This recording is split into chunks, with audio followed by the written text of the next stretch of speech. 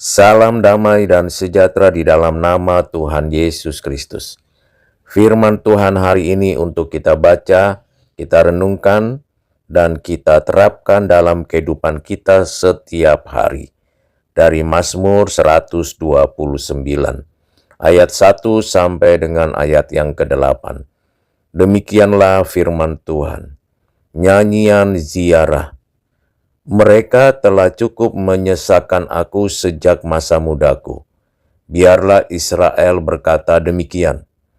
Mereka telah cukup menyesakan aku sejak masa mudaku, tetapi mereka tidak dapat mengalahkan aku. Di atas punggungku pembajak membajak, membuat panjang alur bajak mereka. Tuhan itu adil, Ia memotong tali-tali orang fasik. Semua orang yang membenci Sion akan mendapat malu dan akan mundur.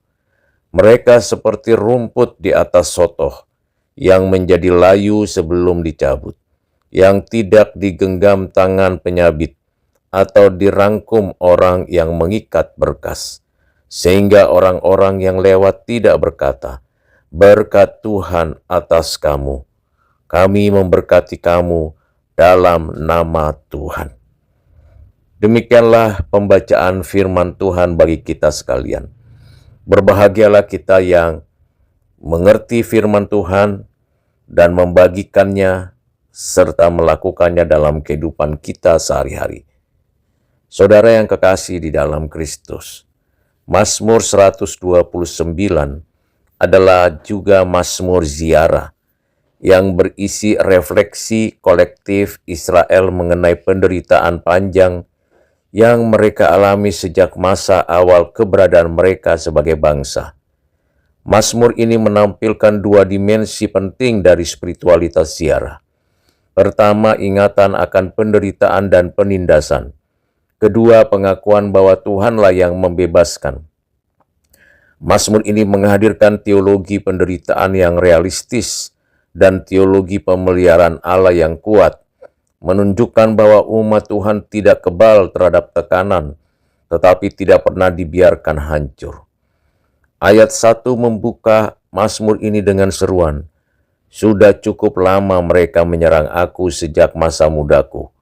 Frasa masa mudaku menunjuk pada periode awal sejarah Israel, mulai dari penindasan di Mesir hingga berbagai ancaman dalam sejarah nasionalnya. Secara teologis, ini menunjukkan bahwa penderitaan bukan fenomena baru, melainkan bagian dari identitas umat pilihan. Matthew Henry menekankan bahwa umat Allah sering dianiaya tetapi tidak pernah dimusnahkan, karena Tuhan menjaga garis perjanjiannya. Pengakuan ini bukan keluhan, tetapi kesaksian yang mengakar pada sejarah iman.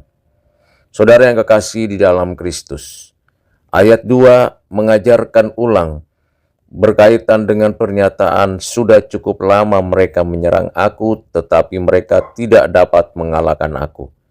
Di sini muncul salah satu pernyataan teologis terkuat dalam Mazmur 129. Penderitaan tidak pernah memiliki kata akhir atas umat Tuhan, karena perlindungan dari Tuhan lebih besar daripada serangan musuh. Mazmur ini tidak memuliakan penderitaan, tetapi memuliakan pemeliharaan Allah yang menjaga umatnya, tetap hidup di tengah tekanan. Ini mencerminkan tema teologis besar dalam perjanjian lama, kesetiaan Tuhan yang menopang umat dalam sejarah. Pada ayat yang ketiga, diberikan gambaran metaforis mengenai penindasan. Di atas punggungku, pembajak membajak, membuat alur panjang. Ini adalah gambaran brutal mengenai rasa sakit dan penghinaan yang melukiskan bahwa umat Allah pernah ditekan, dihina, diperlakukan seperti tanah yang diolah. Matthew Henry menafsirkan metafora ini sebagai luka-luka dalam sejarah Israel, tetapi tidak ada satupun yang dapat memutuskan perjanjian Tuhan dengan umatnya. Secara teologis ini menunjukkan realitas penderitaan fisik, emosional, dan sosial yang dialami umat Tuhan. Pada ayat keempat, saudara, ada perubahan dramatis. Dituliskan Tuhan itu adil, Ia memotong tali-tali orang fasik. Allah tidak hanya mengingat penderitaan umatnya, tetapi bertindak dalam keadilan. Keperkasaan Allah terletak pada kesetiaannya untuk melepaskan umatnya dari belenggu musuh. Ini memperlihatkan kedaulatan Allah yang bertindak di dalam sejarah, bukan Allah yang jauh dan pasif. Pemotongan tali menggambarkan pembebasan yang tuntas. Musuh tidak lagi memiliki kuasa. Saudara yang kekasih dalam Kristus, pada ayat yang kelima kita diajak dan dibawa untuk mengajukan permohonan, dan ke dalam ranah teologis dituliskan, biarlah orang-orang yang membenci Sion mendapat malu dan mundur ke belakang.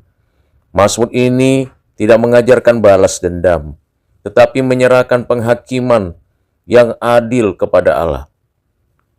Dalam teologi biblika, membenci Sion berarti menentang Allah, bukan sekedar permusuhan politik.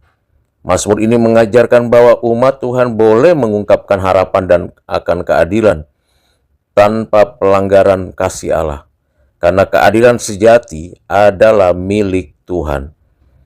Ayat yang ke-6 melanjutkan gambaran hukuman bagi musuh.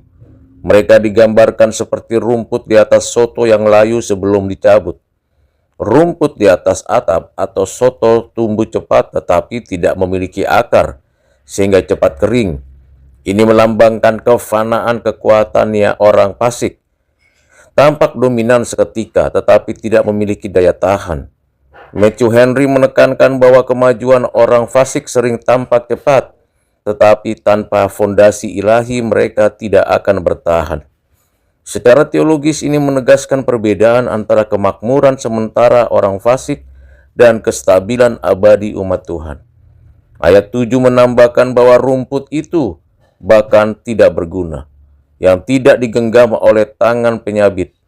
Ini menunjukkan bahwa jalan orang fasik tidak menghasilkan buah yang bernilai.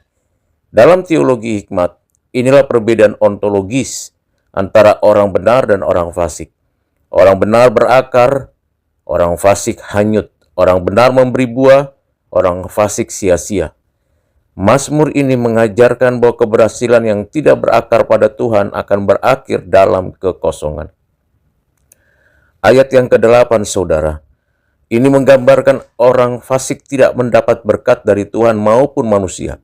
Pembajak-pembajak tidak berkata, berkat Tuhan atas kamu. Ini menunjukkan bahwa mereka yang menentang Allah tidak hidup dalam aliran berkat perjanjian. Dalam tradisi Israel, berkat seperti ini biasa diucapkan sebagai tanda solidaritas komunitas. Mazmur ini menegaskan pemisahan moral. Mereka yang membenci Sion memilih jalan tanpa berkat, tanpa relasi, dan tanpa shalom. Saudara yang kekasih di dalam Kristus, Mazmur 129 mengajarkan dua kebenaran besar. Pertama, umat Tuhan tidak dijanjikan kehidupan tanpa penderitaan. Kedua, penderitaan tidak pernah menghapus pemeliharaan Allah. Pada saat yang sama, Mazmur ini menyatukan teologi penderitaan dan teologi penghakiman, menunjukkan bahwa Allah tidak membiarkan kejahatan menang, dan bahwa keadilan ilahi adalah bagian dari kesetiaan perjanjiannya. Dalam kerangka teologi sistematis, Mazmur ini memperlihatkan bahwa penderitaan umat Allah memiliki dimensi redemptif, bukan menyelamatkan dalam dirinya, tetapi membentuk karakter iman, ketekunan, dan pengharapan. Selain itu, doktrin penghakiman Allah ditegaskan sebagai realitas moral yang memulihkan tatanan dunia. Allah yang memotong tali orang fasik adalah Allah yang sama yang menopang umatnya sampai akhir. Saudara yang kekasih dalam Kristus, Mazmur 129 penting dan perlu kita implementasikan atau kita terapkan. Pertama, Mazmur ini berbicara kuat kepada gereja Indonesia, orang-orang Kristen yang sering menghadapi tekanan, ketidakadilan, diskriminasi, atau bentuk-bentuk penindasan sosial. Mazmur ini menegaskan bahwa identitas umat Allah bukan ditentukan oleh penderitaan, tetapi oleh pemeliharaan Allah yang setia. Gereja, kita, saya dan saudara orang-orang Kristen dipanggil untuk membaca penderitaannya dalam terang sejarah keselamatan. Tuhan yang sama yang membebaskan Israel tetap bekerja dalam sejarah bangsa-bangsa, termasuk di negeri kita di Indonesia.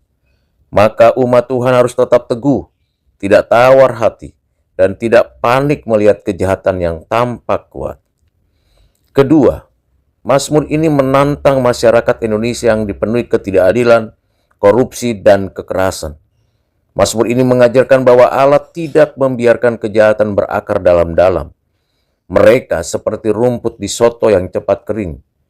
Orang benar, orang-orang Kristen, gereja, dipanggil untuk tetap hidup dalam kesetiaan, membangun integritas, dan menyerahkan pembalasan kepada Tuhan. Dalam konteks sosial seperti inilah, gereja dipanggil menjadi agen keadilan dan suara kenabian. Bukan dengan kekerasan, tetapi dengan iman, ketekunan, dan tindakan etis yang konsisten. Saudara yang kekasih dalam Kristus, kiranya Tuhan yang adil akan memotong tali-tali penindasan melalui umat-Nya. Kiranya keadilan dapat ditegakkan dalam kehidupan bangsa. Demikianlah renungan singkat untuk kita memahami firman Tuhan, supaya kita makin dekat Tuhan, makin mengasihi sesama, dan melaksanakan keadilan-Nya, sekalipun di tengah penderitaan. Tuhan Yesus memberkati. Amin.